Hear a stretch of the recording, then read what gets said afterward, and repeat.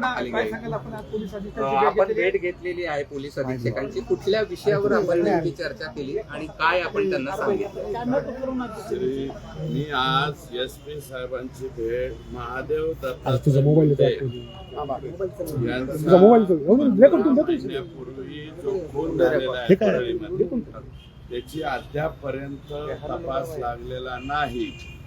आणि याचं कारण परळी पोलीसमध्ये सर्व पोलीस बहुतेक अधिकाऱ्यांपासून कर्मचाऱ्यांपर्यंत हे आकांनीच निवडलेले लोक आहेत.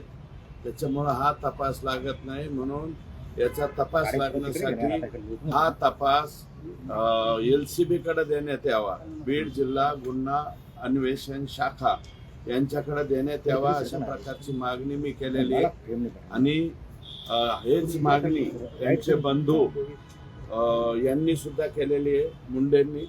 आणि त्यांच्या पत्नींनी सुद्धा त्या ठिकाणी बोलताना सांगितलेलं आहे. आणि सतीश फड हे त्यांचे मेहुणे आहेत, त्यांनी सुद्धा या ठिकाणी माहिती दिलेली आहे. आणि माझ्याकडे जे काही माहिती आलेली त्या माहितीच्या आधारे मी या ठिकाणी सांगितलेलं आहे की ठराविक काही कर्मचारी, पोलीस कर्मचारी यामध्ये सुद्धा येत आहेत. ते तुम्हाला सांगतो, भताने, संजय सचिन सानप, भास्कर केंद्रे, हे ठराविकच नाव येत आहेत. आणि हे फड एक कोणीतरी आहेत.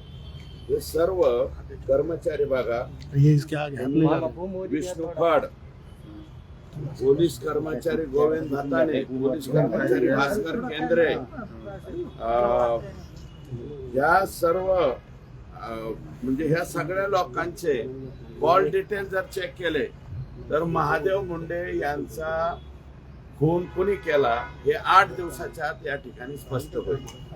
आणि ह्या सगळे या कर्मचाऱ्यांना रवींद्र सानप पासून ते आता मी नाव घेतलेले हे सगळे कर्मचारी, यातले भास्कर केंद्रे 15 वर्षापासून फक्त परळी तालुक्यातच आहेत.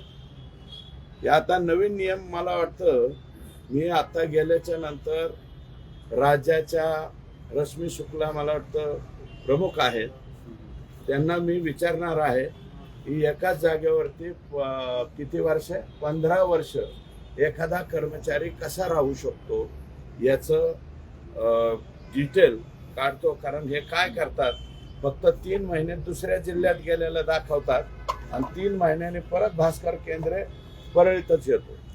आणि कशासाठी येतो काय कळत नाही. ही अशी भयानक परिस्थिती आहे.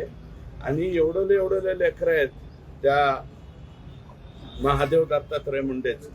मला वाटतं IBN 18नी त्यांची एक मुलाखत दाखवली होती. त्या मुलाखतीमध्ये महादेव मुंडेंचा मुलगा सुद्धा दाखवलाय. आई तर रडतेच, पण मुलगा सुद्धा रडतोय.